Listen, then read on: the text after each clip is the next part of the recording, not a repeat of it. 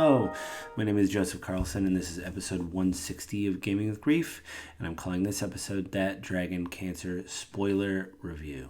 But I want to remind you guys that this podcast will hit my website, www.gamingwithgrief.com, Monday morning at 7 a.m. Please go there and leave a comment. Let me know what you think of the show, what I can do to improve, stuff like that. You can also subscribe to the podcast at Apple iTunes, the Google Play Store, Spotify, and old episodes are going up on YouTube as well. You can also write to me at gwgpodfellows@gmail.com. Again, let me know what you think of the show. Leave a comment, stuff like that.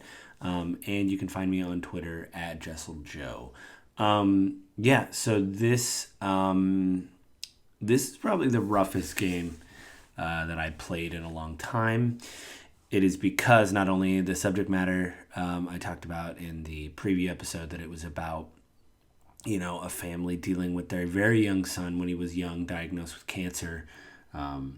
His name was Joel Green. The parents were Ryan Green and Amy Green.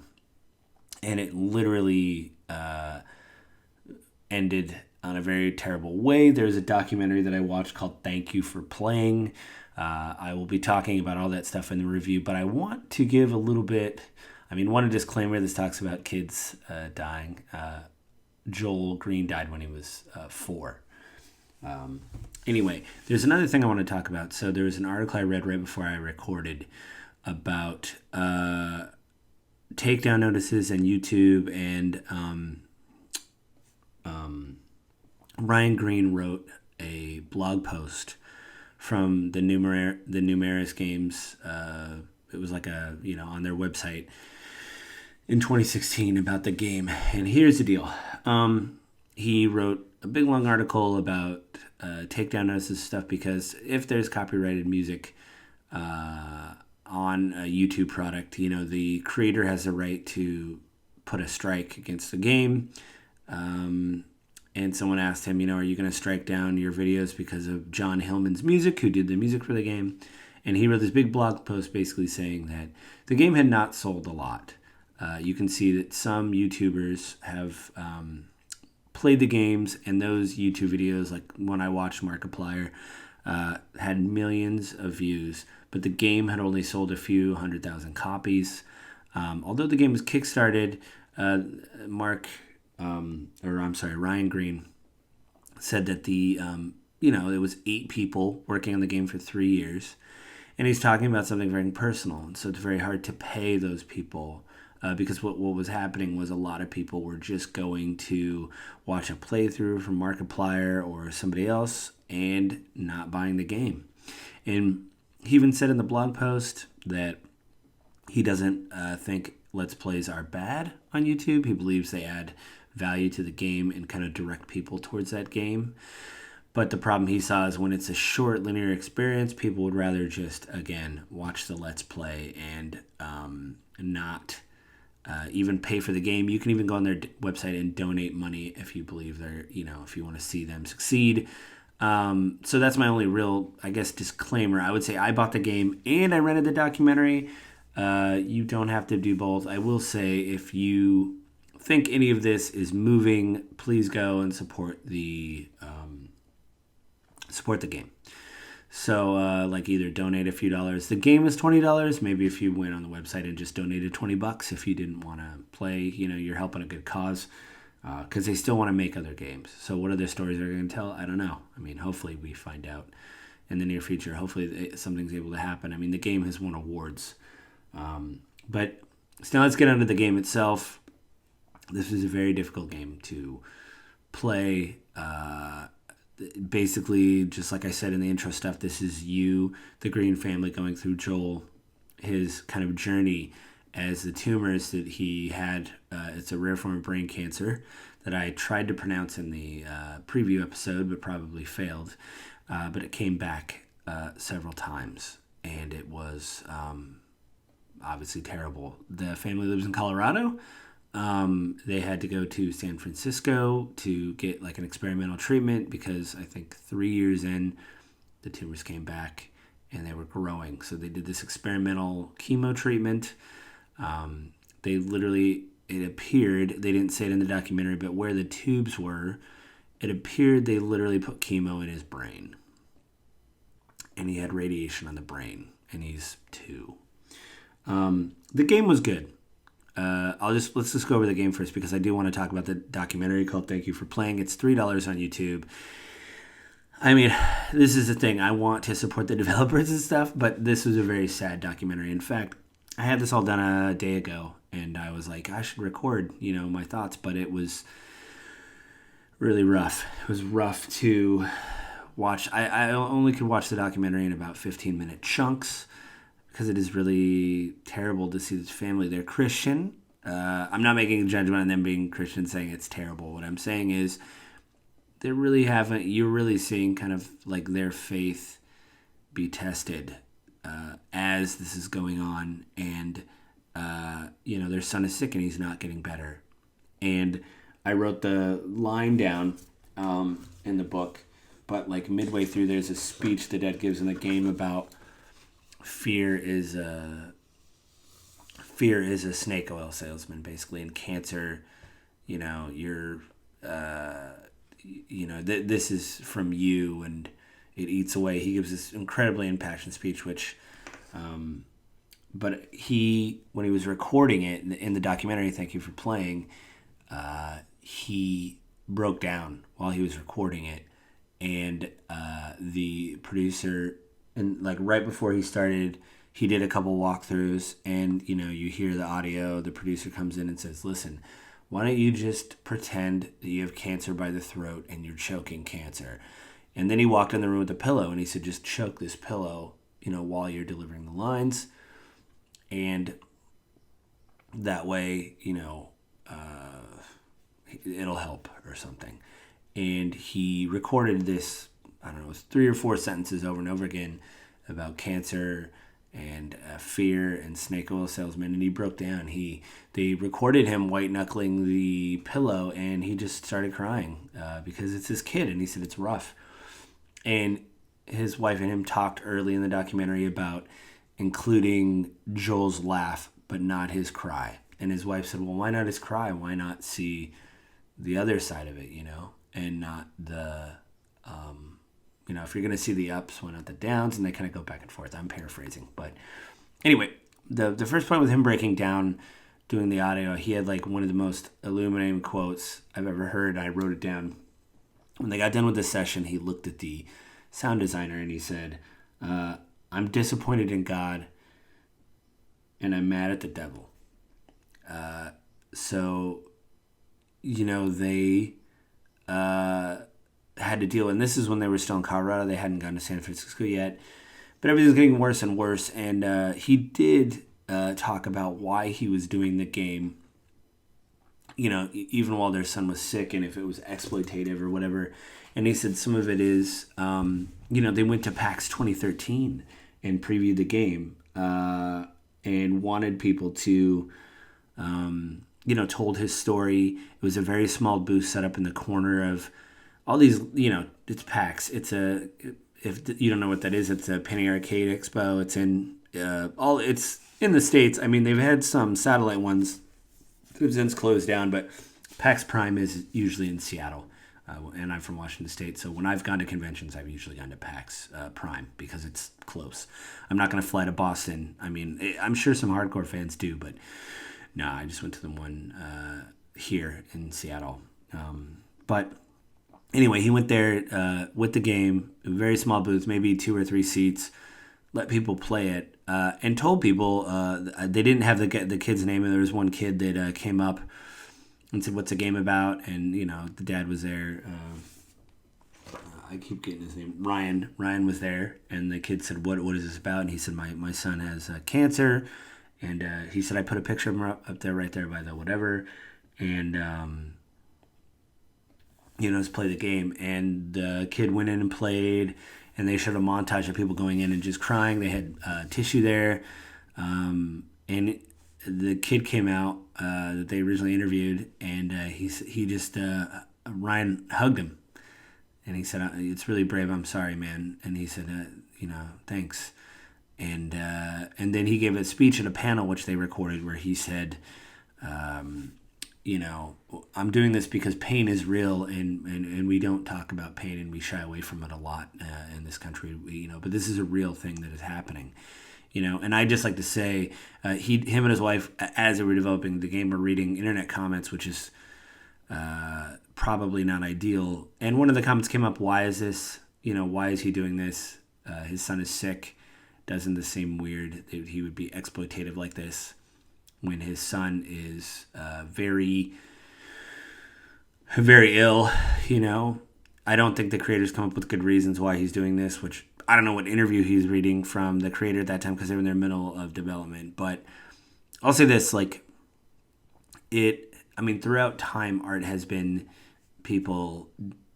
some art throughout time has been people dealing with terrible things.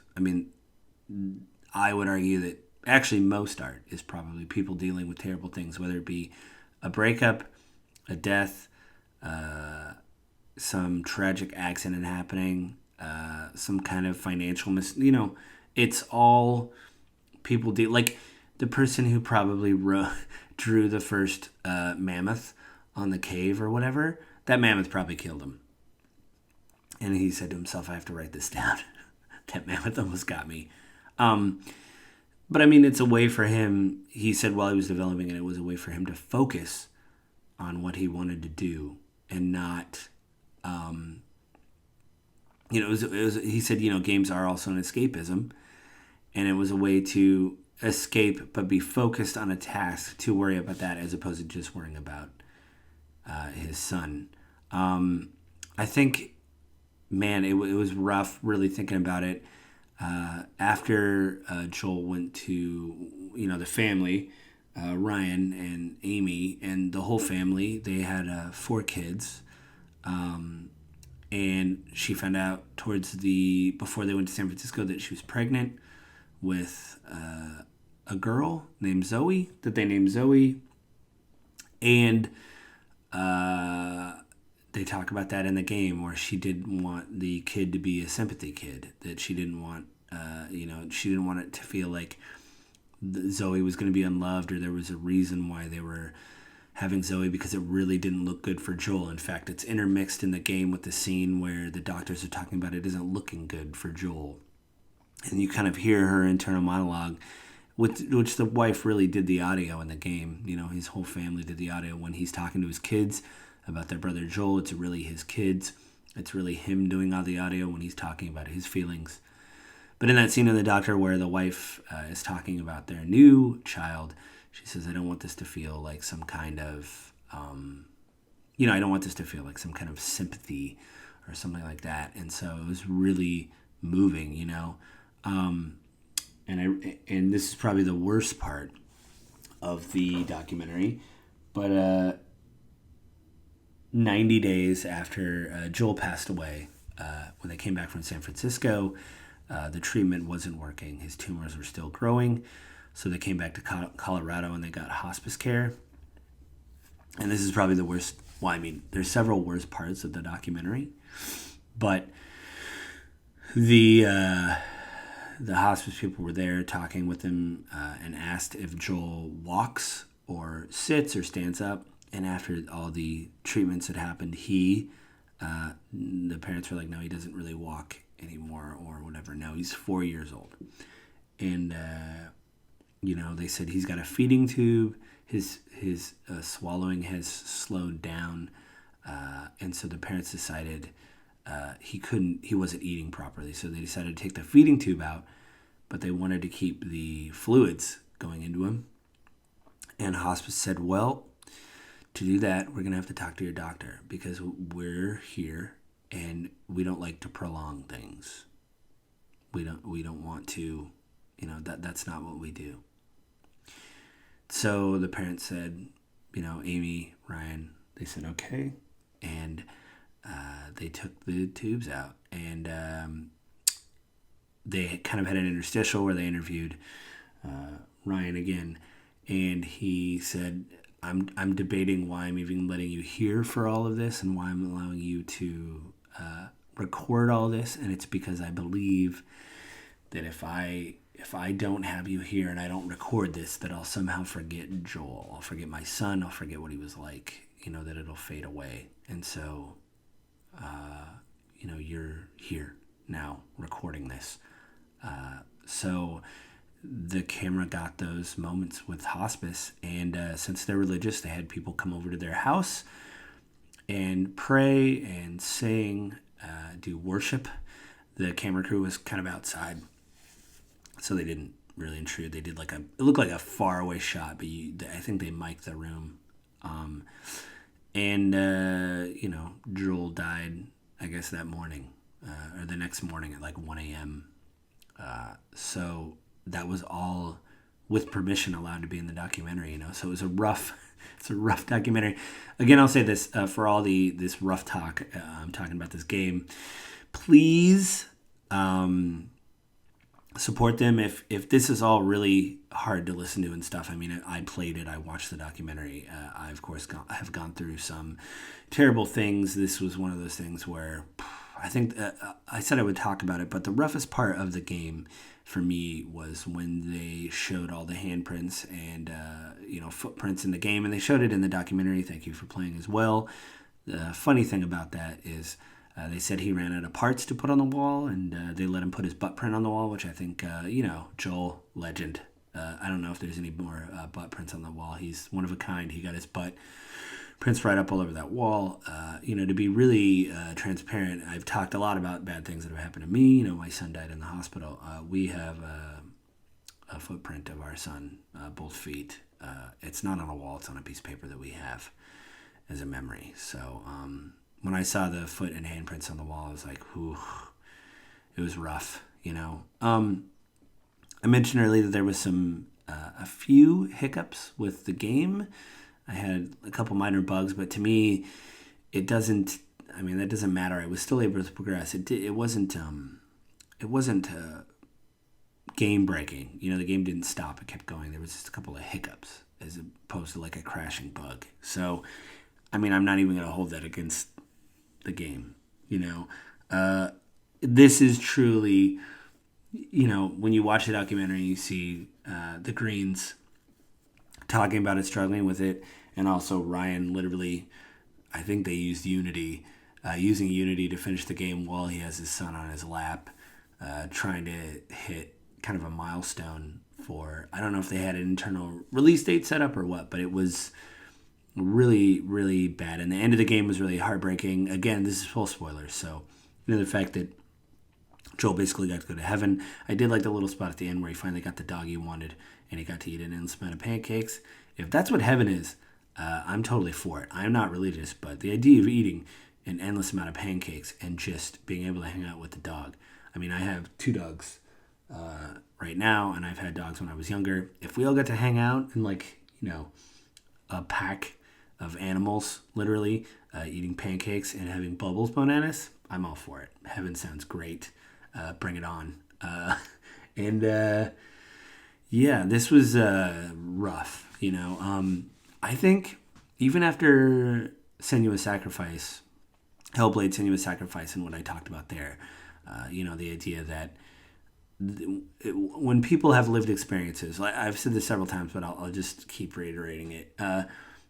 We've all seen great acted and written pieces about stuff, about, this, Meryl Streep is acting that her child died, or acting that her husband left her, or, I'm just saying Meryl Streep because she's an amazing actress.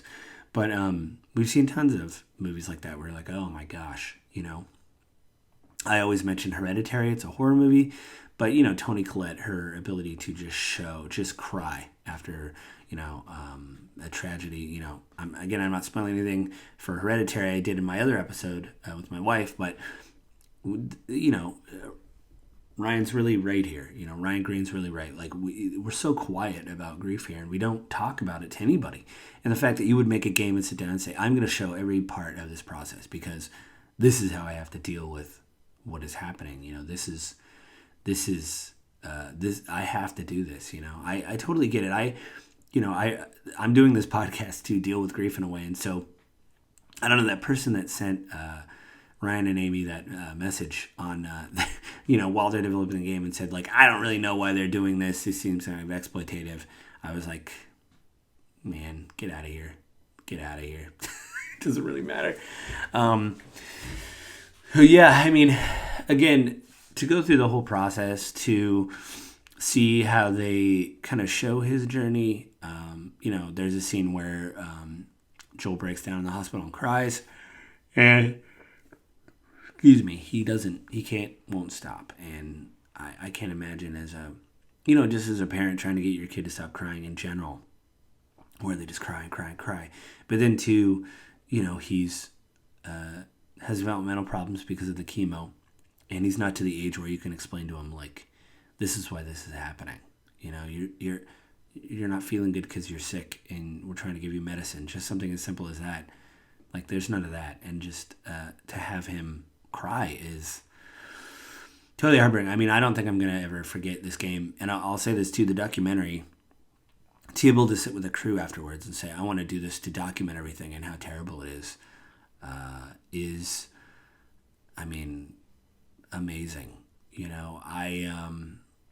There was a short film I did a long time ago with my dad, was in it, because it was somewhat autobiographical. And I still miss my parents, but sometimes I forget the sound of their voice. And so I had to, I think like a year ago, I had to put that movie on and just watch one scene with my dad just to hear his voice again, just to hear his, him say something so I could like remember his voice. I don't have any of his voicemails on my phone. I got rid of them because I thought I would fall into a trap of, listening to them over and over again. I have an audio recording of my mother. Anyway, sometimes I have to listen to them. I kept the one of my mom. But so I understand his thing to want to hang on to it. Like, especially that scene where he's in the recording booth and he makes Joel laugh, with stomach raspberries, which is pretty funny. And just to hear him laugh and the audio sound designer said, yeah, I got like 20 versions. This is great. I mean, just to be able to watch that scene again and maybe just hit up the audio guy every once in a while and go, hey, can you send me that? Like, can you just send me that?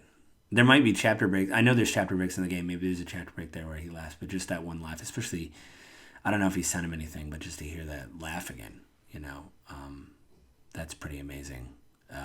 And I mean, for the siblings, I can't imagine, Zoe and maybe the young ones, they maybe don't remember or won't remember. Obviously Zoe won't because she wasn't around, but the older kids, especially, like, they had a sibling and they held them, and what they remember playing with them in the park. And I'm an only child, so like I didn't really have any like remembered memories around my parents. It was all just me trying to remember things, So hopefully I hope the Greens are doing okay. Again, I'm not religious, so I don't know. I hope your faith is helping you. I'm not religious, so I don't really know what to say about religion. I'll just say that I hope you're able to find comfort in your faith and it's helping you get through this. Other than that, I mean, again, the game was fine. It's point and click. You go through things. Really, I will say the game is one thing. It's $10. But if you haven't noticed by the fact that I've been talking for about 25 minutes, the documentary is really, for me, an amazing companion piece to the game, because you see what went into stuff, what the thought process behind things, and you see Ryan and his wife discussing the script, reading parts of the script over, and really breaking down. So I would consider, if there's some kind of like bundle, or just buy both of them, because again, the documentary is only about $3 on YouTube when I rented it, and the game's I think $20, $10. Get both of them and play them if you can. If you can't, if everything that I have said, if you're listening to a spoiler episode, you probably have played them. If you can, or you just have listened to this for whatever reason, at least donate to the website and try to give them a little bit of some help. So yeah. So I think that's it this week, guys. Really amazing game. Thank you to Ryan and Amy Green and Numinous Games for being so personal and being so honest about that process. And thank you for the documentary as well. Thank you for playing. Thank you for sharing, I guess. I don't know. But I guess that's it this week, guys. But I want to remind you at the end of this that this podcast will hit my website, www.gamingwithgrief.com, Monday morning at 7 a.m. Please go there. You can also subscribe to the podcast on either Apple iTunes, the Google Play Store, Spotify, or YouTube. Old episodes are hitting YouTube. I will probably put this episode up on YouTube quickly because, I don't know, I want more people to hear about this game. It might be another avenue for people to listen to the whatever. I'm actually going to spend time today putting a lot of old episodes up on YouTube because I'm sick of like doing a day here and a day there and a day here, or maybe doing one in the morning because I was tired and then forgetting and doing one in the afternoon. It's not very good, but all the old episodes will hit YouTube soon. You can also write to me at gwgpodfellows@gmail.com. So go there again. Let me know what you think of the show or the episodes or stuff like that. You can also go to Twitter and find me at JustLittleJoe. So go to those places, interact with me, let me know what you think of the episodes, stuff like that. Have a good week, and I will talk to you guys again next week. Bye.